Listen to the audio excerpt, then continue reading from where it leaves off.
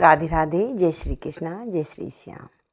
ओम श्री गणेशाय नमः। तो आज चैत्र मास चल रहा है और चैत्र मास में बुधवार का दिन, बेगनहरता का दिन। तो कहते हैं ना, गणेश जी की इंसान पूजा अर्चना करता है भक्ति भाव से, तो गणेश जी सभी मनोरथ पूर्ण करते हैं। गणेश जी की पूजा के लिए हरी दुर्वा, मोतीचूर के लड्डू और चावल अक्षत से अगर पूजा करें तो गणेश जी महाराज जल्दी ही प्रसन्न हो जाते हैं, बल बुद्धि ऐश्वर्य देते हैं। तो गणेश जी की कथा प्रारंभ करने से पहले अगर नए आए हैं तो कृपया सब्सक्राइब कर लें, उन्हें एक लाइक तो बनता ही है। तो एक समय की बात थी, गणेश जी भगवान बोले कि क्यों ना मैं पृथ्वी पर घूम कर आऊँ और देखूं कि मेरी कोई पूजा अर्चना करता भी है या नहीं। तो गणेश जी भगवान एक छोटे से बच्चे का रूप धारण कर लेते हैं और रूप धारण करके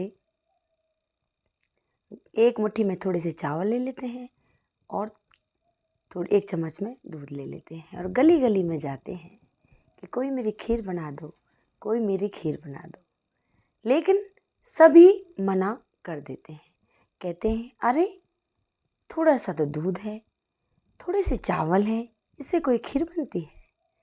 तो एक द्वारे पर एक बूढ़ी माँ बैठी होती है और वो कहती है कि बेटा आजा, कोई ना, बच्चे का क्या बहलाना। कहते हैं ना, बच्चे तो भगवान का रूप होते हैं और तेरी खीर कोई नहीं बनाता तो मैं बनाऊंगी।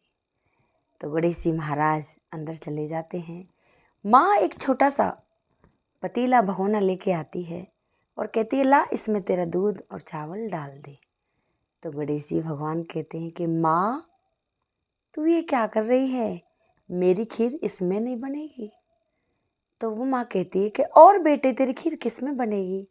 कि माँ मेरी खीर तो बहुत बड़े और भगोने में बनेगी और उसको बनाने के लिए बहुत बड़ी भट्टी खुदवानी पड़ेगी। तो वो कहती है कि बेटा हम तो गरीब हैं और इतना बड़ा भगोना कहाँ से लाऊंगी और भट्टी कहाँ से खुदवाऊंगी, क्यों जिद करते हो, आ जाओ इसी में मैं आपकी खीर बना देती हूँ। तो गणेश जी भगवान थे, वो जिद पर अड़ जाते हैं कि नहीं माँ, मेरे लिए तो आप भट्टी खुदवाओ और उसी में मेरी खीर बनेगी। तो बुढ़िया माँ पड़ोस में जाती है और वहाँ से एक बड़ा सा भगोना लाती है और भगोना लाती है और कहती है जिद कर रहे हैं, मेरी जगह हसाई मत कर, हम गरीब आदमी हैं, तो तू इसी में डाल दे। जैसे ही गणेश जी महाराज उस चम्मच का दूध और उस भगोने में डालते हैं तो ओहो, भगोना पूरा दूध से भर जाता है। अब दूध से भर जाता है तो वो कहता है कि माँ अब भट्टी खुदवा। फिर पड़ोस में जाती है और दो आदमियों को बुला के लाती है कि बेटा हमारे घर एक छोटी सी भट्टी खोद दो। तो वो कहते हैं कि तेरे घर क्या है, भट्टी का क्या करेगी। कि नहीं बेटा, और हमारी भट्टी खोद दो। आते हैं और उसकी भट्टी खोद देते हैं, बोटी खोद देते हैं और माँ उसमें भगोने में दूध चढ़ा के और उसको खीर बनने के लिए रख जाती। अब वो कहते हैं कि माँ तूने खीर बनने तो रख दी, लेकिन सारे गांव में निमंत्रण दे दे। तो वो कहती है कि बेटा निमंत्रण तो दे दूं, लेकिन मेरे आएगा कौन। सारे कहेंगे कि देख खुद तो खाने के लिए कुछ है नहीं और हमसे कहती है कि हमारे यहाँ खाना खा ले। कि ना माँ, सारे गांव में निमंत्रण दे दे और जब खीर बन जाए ठंडी कर कर एक थाली में ठंडी कर लेना और तुलसी दल छोड़ के नहा धो के और पर्दा लगा के गणेश जी का नाम लेके खा लेना। जो माँ थी थोड़ा ऊंचा सुनती थी, उसने सुना नहीं, लेकिन इसकी जो बहू थी उसने सुन लिया। खीर बनने लग गई, फटाफट फटाफट गई, नहाई धोई और नहा के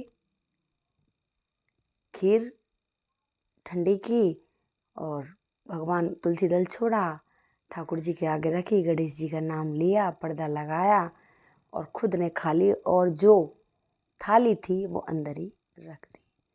अब तो सारा गांव भोजन कर गया, लेकिन बुढ़िया माँ दरवाजे पर ही बैठी रही। दरवाजे पर बुढ़िया माँ बैठी रही। शाम को फिर गणेश जी भगवान आए कि बुढ़िया माँ क्यों बैठी है, क्या बात है? कि बेटा तेरा ही इंतज़ार कर रही हूँ, तू आया ही नहीं और सारे खा गए लेकिन तूने भोजन नहीं किया। तो वो कहता है कि मैंने तो कर लिया। कि कब? कि मैं बोल के तो गया था कि खीर बन जाए एक थाली में ठंडी करके, तुलसी दल छोड़ के, और गणेश जी का नाम लेके खा लेना। अब तूने तो खाया नहीं, लेकिन तेरी बहू ने मेरे को खिला दिया। वो कहती है कि मेरी बहू तो मेरे बिन भोजन ही नहीं करती, तो उसने कैसे खिला दिया? कि नहीं माँ, चल मैं तेरे को दिखाता हूँ। अब जैसे ही उसको अंदर ले जाता है और उस थाली को दिखाता है तो सास बहू में झगड़ा शुरू हो जाता है। तो वो कहता है कि माँ लड़ मत, जो तेरी बहू है वो गर्भ से है और 9वें महीने बाद तेरे यहाँ अति सुंदर पुत्र रत्न पैदा होगा। और कहते हैं ना कि जिसके पेट में बच्चा होता है वो अगर सबसे पहले भगवान का भोग लगाकर खा लेती है तो उसमें कोई दोष नहीं होता, और जिसकी गोदी में बच्चा होता है उसको भी बहुत भूख लगती है, वो सबसे पहले भगवान का भोग लगाकर और सबसे पहले खा लेती है तो कोई दोष नहीं होता। इसलिए तेरी जो बहू है वो गर्भ से है। तो इतनी जब कहते हैं गणेश जी तो वो माँ कहती है कि बेटा इतनी खिलाती हूँ उतनी ही ये बढ़ जाती है, क्या करूँ, मेरी तो कुछ समझ में नहीं आ रहा। तो वो गणेश जी जो भगवान थे वो कहते हैं कि माँ गांव में से 2-4 आदमी को बुला ले और चौक में गड्ढा खुदवा ले और इसी में इसको दाब देना। माँ ऐसा ही करती है, पड़ोस में जाती है, वहाँ से 3-4 लोग बुला के लाती है और गड्ढा खुदवाती है और उस खीर के कढ़ाई को उसी में दबा देती है। अब देश परदेश उसका बेटा रहता था, वो रास्ते में आता है, सारी दुनिया उससे कहती है कि अरे तू परदेश में गया था, तेरी माँ ने तो बहुत बड़ा यज्ञ किया था। तो वो कहता है कि गरीब आदमी की दुनिया कैसी मजाक उड़ाती है। अगर कहना तो किसी पैसे वाले से कहे हम गरीब हैं तो हमारे तो मजाक उड़ा लेंगे, अगर कोई पैसा वाला होगा तो 2 मारेगा सीधा कर देगा। घर आता है और कहता है कि माँ सारी दुनिया कह रही है कि तूने कोई यज्ञ किया है। तो माँ कहती है कि बेटा मैंने तो नहीं किया, एक पता नहीं कौन था लड़का और उसने यज्ञ करवा दिया। कि माँ अगर थोड़ा सा प्रसाद हो तो हमें भी दे दे। तो माँ कहती है कि बेटा प्रसाद तो बहुत था, लेकिन सारा गांव खा गया, बचा था और मैंने इसमें दबा दिया। अगर तेरी किस्मत से एक आध दाना अगर इसमें निकल आता है तो तू वो ले ले, इसको खोद ले। अब प्रसाद के भावना से उस लड़के ने खोदना प्रारंभ किया। खोदते खोदते गड्ढे को उसमें तो सोने चांदी हीरा जवाहरात असरफी निकलने लग गए। अब तो उनका घर लक्ष्मी से भर गया। तो वो कहता है कि माँ इसमें तो हीरा जवाहरात निकल रहे हैं, तूने तो कहा था कि मैंने खीर दबाई है। तो बोले कि मैं नहीं जानती वो कौन थे, लेकिन उनकी कृपा है ये सब हुआ। तो हे गणेश जी महाराज, जैसे उस बुढ़िया माँ को आपने अंधन की वर्षा की, उसके सारे विघ्न हर लिए, कष्ट हर लिए, ऐसे ही हम सब पर अपनी कृपा दृष्टि बना के रखना। जो भी ये मेरी कथा सुने, लाइक कमेंट करे, उसकी सभी मनोकामना पूर्ण करना। तो अगर मेरी कथा अच्छी लगी हो तो कृपया सब्सक्राइब करें और लाइक करें।